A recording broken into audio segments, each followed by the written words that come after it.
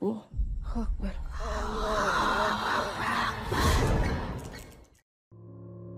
Assalamualaikum warahmatullahi wabarakatuh. Selamat datang kembali di channel cerita horor Bendy Story. Ada sebuah legenda tentang hantu wanita yang menghantui kota Makassar selama bertahun-tahun. Urban legend itu dikenal dengan nama Sumiati.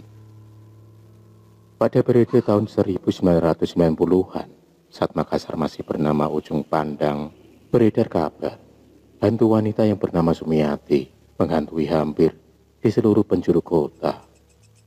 Saat itu orang-orang kerap menceritakan penampakan demi penampakan dari hantu perempuan itu. Menurut cerita, hantu Sumiati muncul pertama kali di sebuah daerah bernama Karaenta. Saat itu ada seorang siswi yang tengah kerasukan makhluk halus. Di tengah-tengah kerasukannya, siswi tersebut menuju sebuah tempat. Mengikuti keinginan sang makhluk halus yang menguasai siswi ini, orang-orang yang menyaksikan hal tersebut kemudian dibawa ke sebuah hutan lindung di Karaenta. Di dalam hutan tersebut, tumbuh sebuah pohon beringin tua yang besar. Sejak itu, hantu Sumiati kerap menampakkan diri di bawah pohon itu. Namun bagi sebagian orang, hantu Sumiati tidak hanya muncul di tempat itu saja. Beberapa orang mengaku melihat penampakan hantu Sumiati di sebuah taman yang ada di pusat kota Makassar. Taman itu biasa disebut dengan Taman Macan atau Taman Segitiga karena bentuknya segitiga dan memiliki patung harimau yang besar berdiri di sana.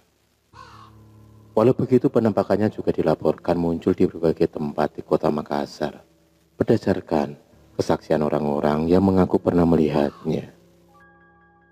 Beredar kabar bahwa hantu Sumiati sebenarnya tidak berbahaya apabila dia menampakkan dirinya dengan pakaian yang serba putih. Mitosnya itu dilakukannya hanya untuk memberitahu keberadaannya di tengah-tengah kita. Walau begitu, hantu Sumiati bisa sangat berbahaya apabila dia berubah mengenakan pakaian yang serba merah. Konon, kalau Sumiati dalam wujud seperti itu, menandakan bahwa ada korban yang sedang diincarnya. Mitos lainnya mengatakan bahwa sesungguhnya Sumiati hanya menampakkan dirinya atau meneror orang-orang yang pekerjaannya sebagai tukang becak dan sopir antar kota. Mitos ini erat kaitannya dengan kisah hidupnya yang kelam, sehingga dia dendam kepada orang-orang semacam itu. Walau begitu, keberadaannya tidak pernah terungkap.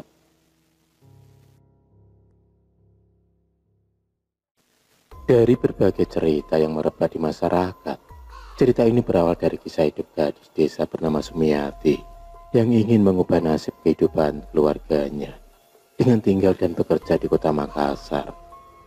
Namun sial bagi dia, tanpa kawalan seorang kerabat, dalam mengarungi awal kehidupannya di kota, Sumiati yang berjalan sendirian di malam hari lantas disekap oleh kawanan pemuda yang kebetulan bertemu dengannya di jalan.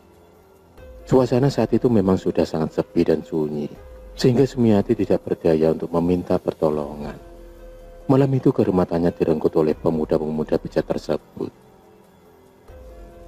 Setelah diperkosa, seorang dari pemuda yang merupakan sopir antar kota itu menyeret Sumiati naik ke dalam mobilnya. Ditemani oleh kawan-kawannya, Sumiati kemudian dibawa ke sebuah tempat untuk dibuang.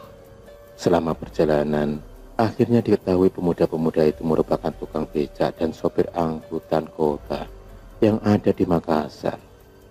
Ketika Sumiati mencoba melawan dalam sekapan mereka, salah satu dari kawan tersebut tak sengaja membunuh gadis itu. Panik dengan hal itu, kawan itu kemudian merencanakan untuk membuang mayat Sumiati. Setelah berputar-putar ke berbagai tempat, para pemuda itu kemudian tiba di sebuah tempat yang terpencil. Setelah menggali beberapa dalam tanah yang ada di situ, mayat Sumiati kemudian akhirnya dikuburkan begitu saja tanpa pusara. Karena kematiannya yang tragis, arwah Sumiati kemudian kembali dan menjadi hantu perempuan yang menakutkan, mencari orang-orang yang telah berbuat jahat kepadanya, mengincar pemuda-pemuda yang bekerja sebagai tukang becak dan sopir-sopir angkutan kota yang memiliki persamaan dengan kawanan pelaku pembunuhannya. Sejak saat itu kota Makassar menjadi gempar. Kisah hidup Sumiati hingga menjadi hantu juga diceritakan dalam versi lain di berbagai tempat. Ada yang mempercayai Sumiati berasal dari sebuah daerah yang bernama Sinasara. Gadis Malang ini memang diperkosa, tapi tidak dibunuh. Dari cerita itu, Sumiati akhirnya menanggung malu setelah keluarganya mengetahui kejadian buruk yang menimpanya. Karena budaya masyarakat Makassar yang sangat menjunjung rasa malu, akhirnya Sumiati tidak sanggup menahan pandangan orang-orang terhadapnya. Sumiati kemudian memutuskan untuk mengakhiri hidupnya dengan gantung diri di sebuah pohon besar yang ada di benteng Sumba Oku. Setelah ditemukan tak bernyawa, warga yang ada di sekitar benteng Sumba Oku menurunkan mayat Sumiati yang tergantung di sana dan langsung membawanya ke sebuah rumah sakit yang berada di Jalan Gunung Tinggi Mae. Setelah mayatnya dibersihkan, Sumiati pun akhirnya dikuburkan di sebuah tempat bernama Bero Angin. Walau begitu, di benteng Fort Rotterdam di Makassar bisa ditemukan sebuah makam atas nama Sumiati.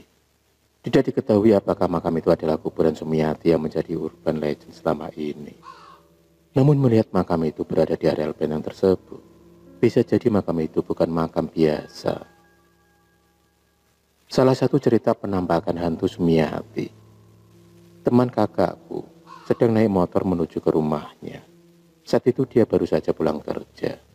Kondisinya sudah larut malam. Mungkin sekitar pukul 2 dini hari. Jam segitu di jalan raya sudah sangat sepi. Kendaraan pun jarang terlihat. Saat itu dia sedang membawa motor.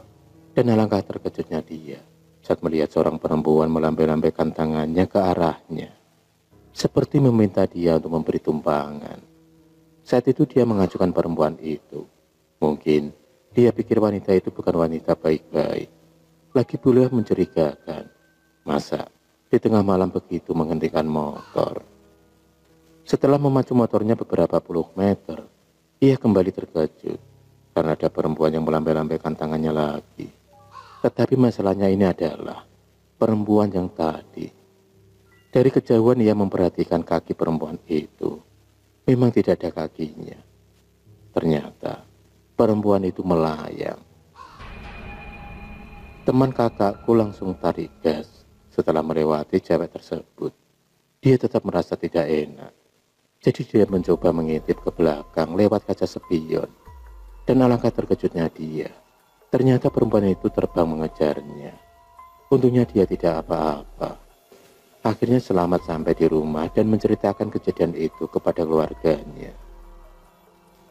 Keesokan harinya dia juga bercerita kepada temannya. Salah satunya adalah kakakku. Kata temannya yang lain, kalau tidak salah, tempat tersebut adalah rumah tempat tinggal Sumiati dulunya. Tetapi mengapa hantu itu mengejar teman kakakku? Masih tidak jelas.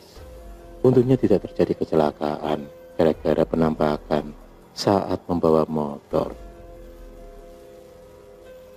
Itulah cerita tentang hantu Sumiati. Akhirul kalam. Wassalamualaikum warahmatullahi wabarakatuh.